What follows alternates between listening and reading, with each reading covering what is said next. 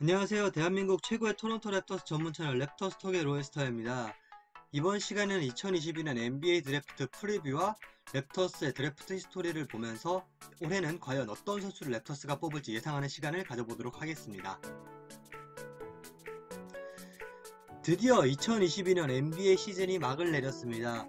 골든 스테이트 워리어스가 보스턴 셀틱스를 꺾고 다시 한번 왕자의 자리에 올랐는데요. 본인 커리어 처음으로 스테판 커리가 파이널 MVP에 오르면서 오열하는 모습은 많은 팬들의 감동을 자아냈습니다. 그렇지만 이 감동의 순간도 잠시 NBA는 쉬지 않고 빠르게 움직이고 있습니다. 바로 다음주 목요일에 NBA 드래프트가 열리는데요. 특히 이 NBA 플레이오프를 부러운 눈으로 바라봐야 했던 리빌딩 팀과 탱킹 팀들의 팬들은 이 순간만을 그야말로 오매불망 기다려왔습니다. 매년 드래프트의 가장 큰 화제거리는 누가 1번 픽의 영예를 거머쥘 것이냐라는 것인데요. 올해는 올랜도 매직이 그 선택권을 갖게 되었습니다.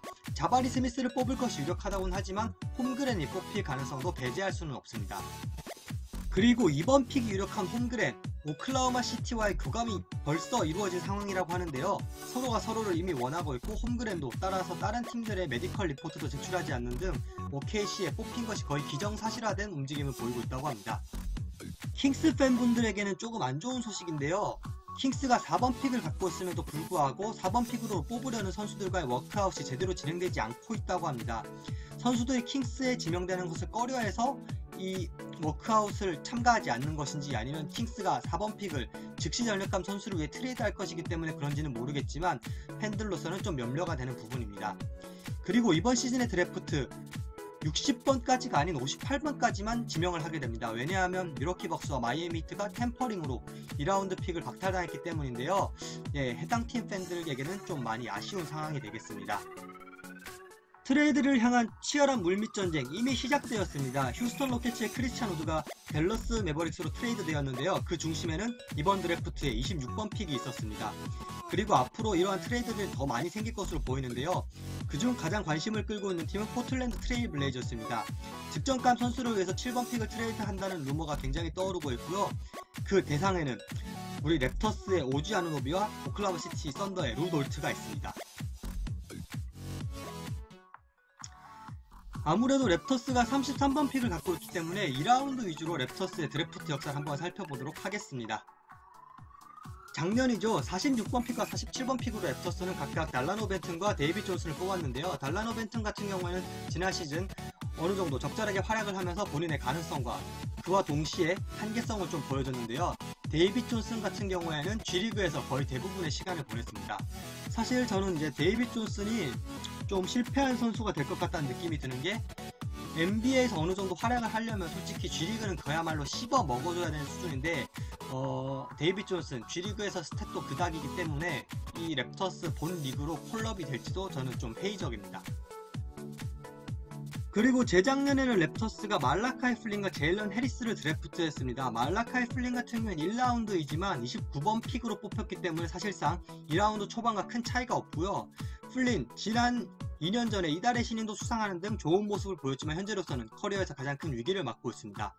제일런 해리스 같은 경우는 약물 이슈로 1년간 퇴출되었다가 현재는 캐네디언 리그 소속팀인 스카보로 슈퍼스타에서 뛰고 있는데요. 스카보로에서 잘 뛰고 있기 때문에 랩터스가 썸머리그에서 제일런 해리스를 초청하지 않을까라고 조심스럽게 예측해보고 있습니다.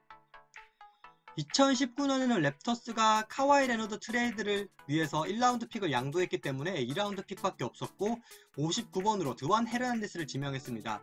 하지만 드완 헤르난데스 언더사이즈 빅맨으로서 몇 경기 좋은 모습 보여주지 못하고 바로 리그에서 사라지고 말았는데요.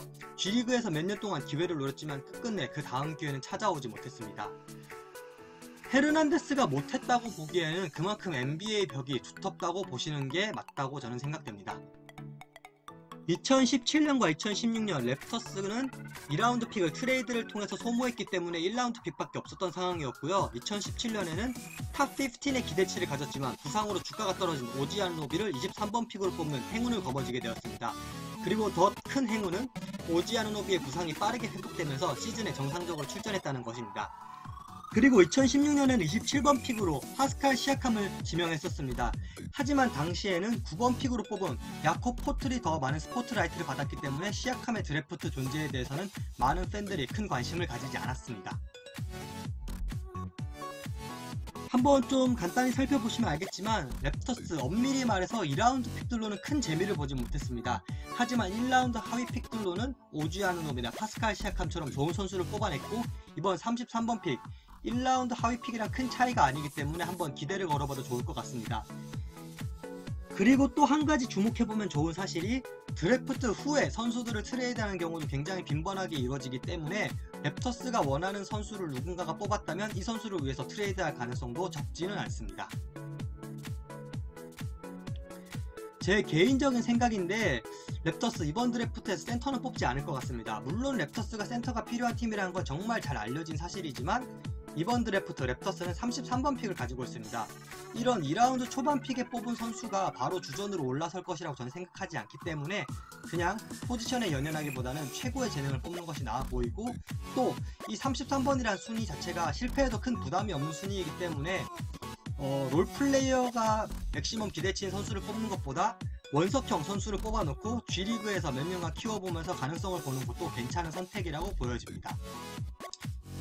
실패를 할 가능성이 높긴 하지만 드래프트란 게 그럴 수도 있는 거잖아요. 또 많은 팬들이 생각하는 오지 아누노비를 트레이드해서 상위 픽으로 얻고 이 픽으로 캐네디언인 베네딕트 메스린을 뽑는다, 이런 이야기가 많은데요. 저는 이러한 트레이드는 생기지 않을 것 같습니다. 왜냐하면 포틀랜드랑 트레이드하는 게 필수적인데 포틀랜드가 갖고 있는 픽이 7번이기 때문에 현재 메서린의 주가가 많이 올라갔기 때문에 7번 픽을 갖고도 메서린을 뽑지 못할 확률이 굉장히 높기 때문입니다. 그리고 당연한 사실이지만 이렇게 뽑힌 선수는 G리그에서 대부분의 시간을 보낼 것으로 보이는데요. 랩터스가 로스터가 굉장히 탄탄한 팀이고, 또 선수 본인도 괜히 NBA 본리그에서 5분 10분 동안 뛰느니 G리그에서 30분 정도 뛰면서 경험을 쌓는 것이 훨씬 나아 보입니다. 네, 엄밀히 말하면 랩터스의 백업 가드진은 그렇게 강하진 않지만 신인의 기준에 생각해봤을 때 말라카이 플린과 달란 오벤튼, 그렇게 만만한 경쟁 상대들은 아닙니다. 이번 시간 준비한 자료는 제가 여기까지고요. 좀 짧죠? 예. 좋아요, 구독, 댓글 모두 감사드리고 다음 시간에 좀 더 재미난 자료로 아마 트레이드 리뷰가 될 것 같은데 해당 자료도 찾아볼 수 있도록 하겠습니다. 감사합니다.